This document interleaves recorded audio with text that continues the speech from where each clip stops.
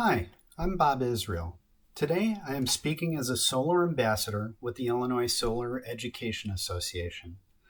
I am from Northbrook, Illinois, and am an elected trustee in the village.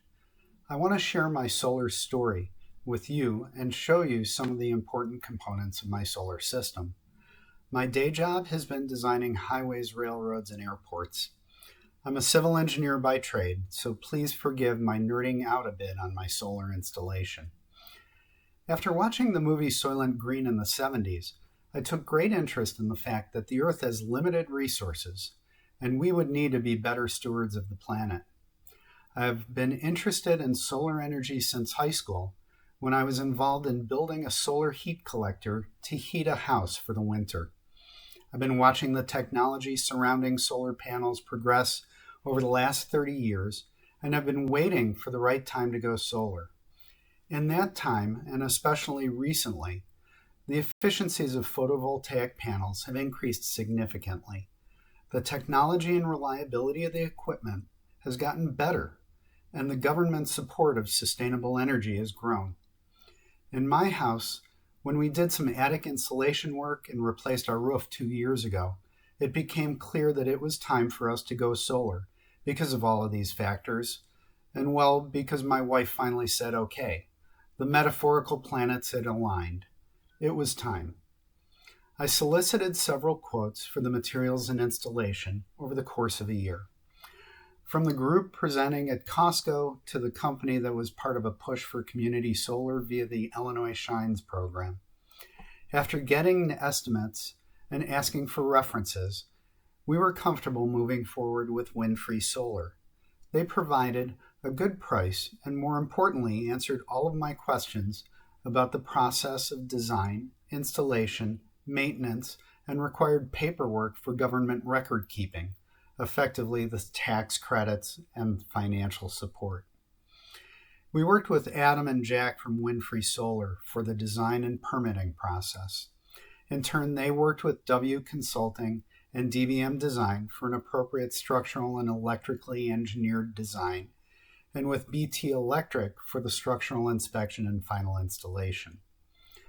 The Village of Northbrook has a very timely but thorough process to review designs, make any required changes, and to issue permits. There are requirements for placement of the panels on the roof to address fire code setbacks and support with respect to other roofing elements like gables, vents, and chimneys, and to make sure the panels are mounted correctly so that my roof doesn't leak. There are also requirements for making the proper connection to my house's meter and to the electrical grid. After all of the steps in the process, I really want to thank the installers for making the construction process virtually painless. They ended up only taking 1 day to get the system properly installed. So, let's take a walk and go see the system.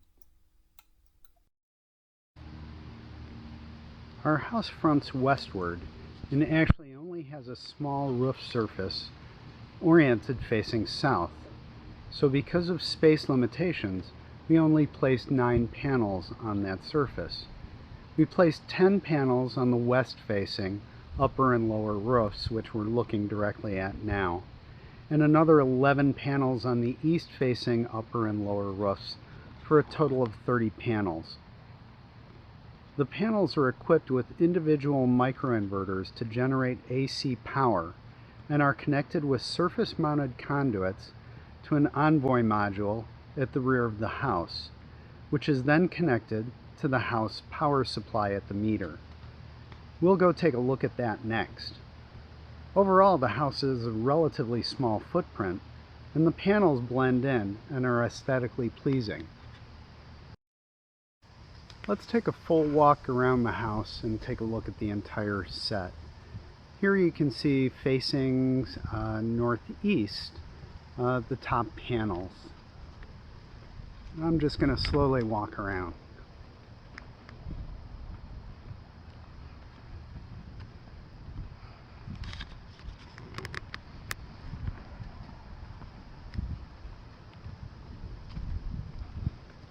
Pardon the leaves.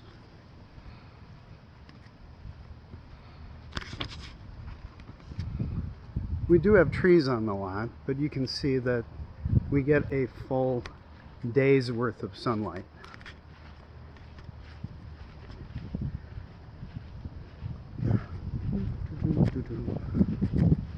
And let's go into the back.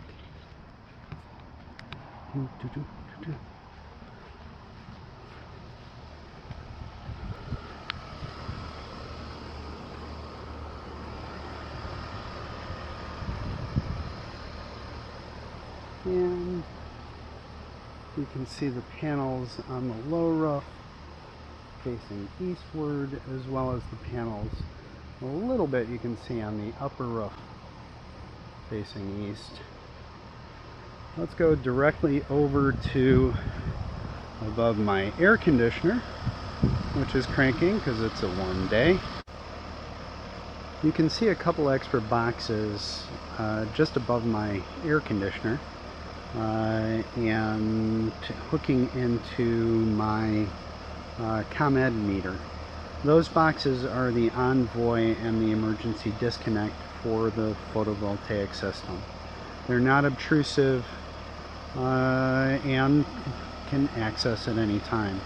You can see the surface mounted conduit also going up to the roof panel, nicely tucked in, also unobtrusive. And that's really the whole system. I'm going to go back inside now. So, those panels and the Envoy controller are warranted for 25 years, and they're monitored remotely by Windfree Solar and locally on my cell phone, my iPad, or computer.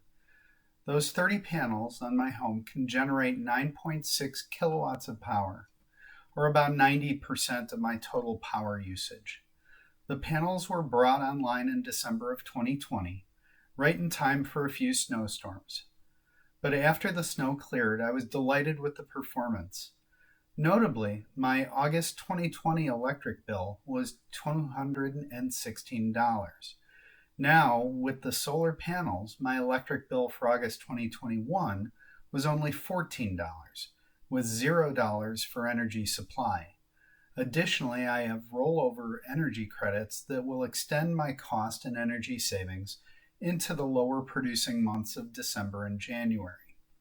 After the tax credits, solar renewable energy credits, and group rebates, my total cost for this system is under $8,000. I expect that the system will have paid for itself in about 4 years. A few key pieces of advice include: work with a project group that answers all of your questions and is comfortable navigating the Solar Renewable Energy Credits, or SREC system, to assure proper documentations to receive your solar credits. Make sure you and they understand the importance of those finances.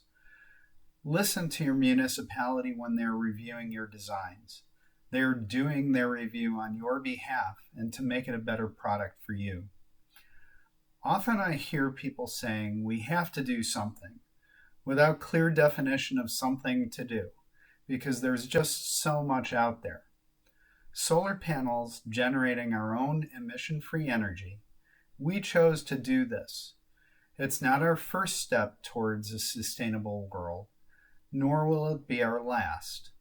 I also want to note that the village of Northbrook recently adopted a climate action plan, which will help us along the path to a sustainable world, but only if you help by doing something. So, I hope I answered any questions you might have had about what a solar array actually looks like. If you have any more questions, the Illinois Solar Education website has a lot of resources.